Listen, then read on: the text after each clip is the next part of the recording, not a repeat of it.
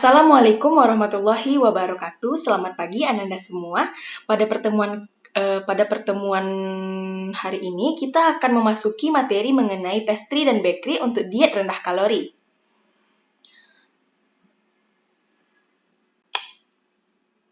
Yang pertama kita masuk ke dalam KI. Apa saja sih KI yang terdapat pada materi pastry dan bakery untuk diet rendah kalori? Kompetensi inti di dalam kurung KI. KI 3. Memahami, menerapkan, menganalisis, dan mengevaluasi tentang pengetahuan faktual, konseptual, operasional dasar, dan metakognitif sesuai dengan bidang dan lingkup tata boga. KI 4. Menunjukkan keterampilan menalar, mengolah, dan menyaji secara efektif, kreatif, produktif, kritis, dan mandiri, kolaboratif, komunikatif, dan solutif dalam ranah abstrak terkait dengan pengembangan dari yang dipelajarinya di sekolah, serta mampu melaksanakan tugas spesifik di bawah pengawasan langsung. Nah, jadi ini adalah KI atau kompetensi inti yang terdapat pada materi pastry dan bakery untuk diet rendah kalori. Selanjutnya kita masuk ke dalam KD. Kompetensi dasar di dalam kurung KD. KD 3.9 yaitu menganalisis pastry dan bakery untuk diet rendah kalori. KD 4.9 membuat kue dan roti untuk diet rendah kalori. Nah, jadi ini adalah kompetensi dasar yang terdapat pada pastry dan bakery untuk diet rendah kalori. KD 3.9 yaitu menganalisis apa itu pastry dan bakery untuk diet rendah kalori. Sedangkan KD 4.9 yaitu membuat atau mengolah mengenai kue dan roti untuk diet rendah kalori.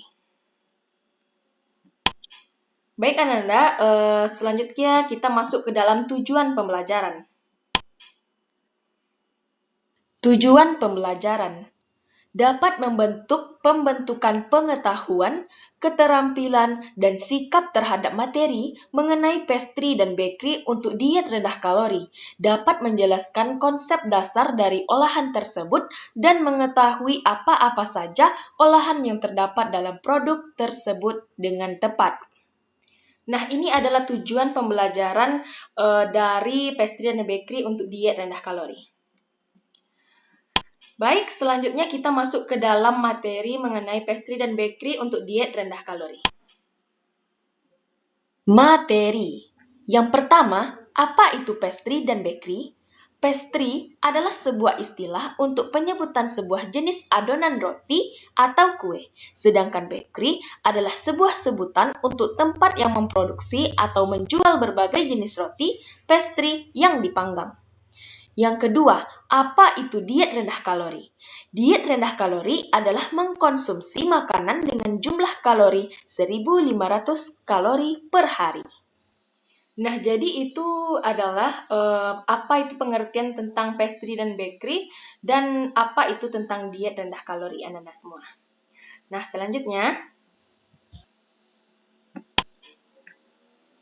bahan makanan yang dilarang saat diet rendah kalori. Yang pertama, berlemak tinggi. Yang kedua, beralkohol. Yang ketiga, kadar gula tinggi. Yang keempat, penghambat penyerapan gizi. Yang kelima, diawetkan. Yang keenam, mengandung kafein. Nah, jadi ini adalah bahan makanan yang dilarang saat diet rendah kalori. Sebaiknya harus sangat-sangat dihindari supaya diet tersebut berjalan dengan lancar. Selanjutnya, yaitu bahan pengganti. Bahan pengganti dalam produk olahan. Yang pertama, tepung. Terdapat gandum, kentang, almond, labu, dan ubi. Yang kedua, butter atau margarin. Terdapat virgin coconut oil, minyak zaitun, dan yogurt. Yang ketiga, gula. Terdapat madu, sirup maple, buah-buahan, dan gula kelapa. Yang keempat, telur. Terdapat chia seed, yogurt, baking powder, dan tahu sutra. Nah, Ananda semua, ini adalah bahan pengganti dalam produk olahan yang akan menggantikan beberapa bahan yang tidak diperbolehkan pada saat mengolah produk pastry dan bakery untuk diet rendah kalori. Nah, selanjutnya, adapun produk olahannya. Yang pertama, Zondersweeker, terbuat dari gula palem. Yang kedua, puff pastry, ubi jalar manis. Rasa manis datang dari ubi. Yang ketiga, mooncake, terbuat dari kayu manis. Nah, ini adalah beberapa produk olahan untuk pastry dan bakery diet kalori. Yang pertama Zondersweeker, yang kedua puff pastry, ubi jalar manis, yang ketiga ada mooncake. Nah, selanjutnya kita masuk ke dalam evaluasi. Evaluasi.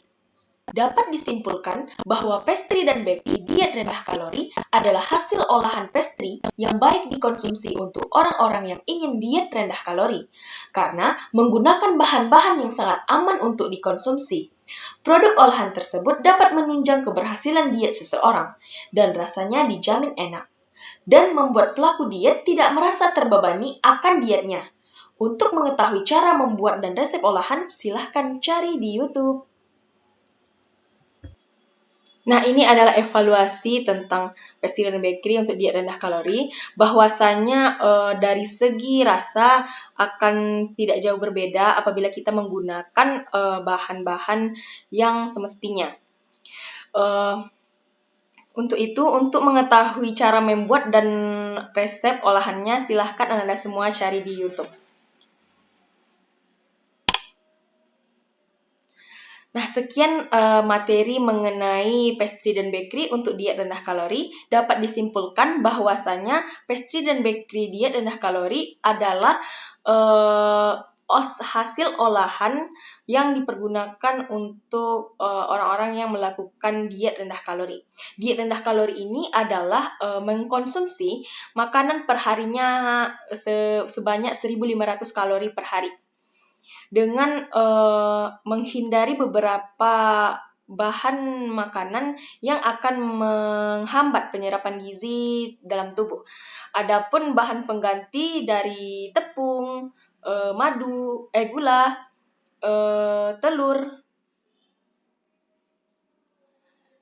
telur dan banyak.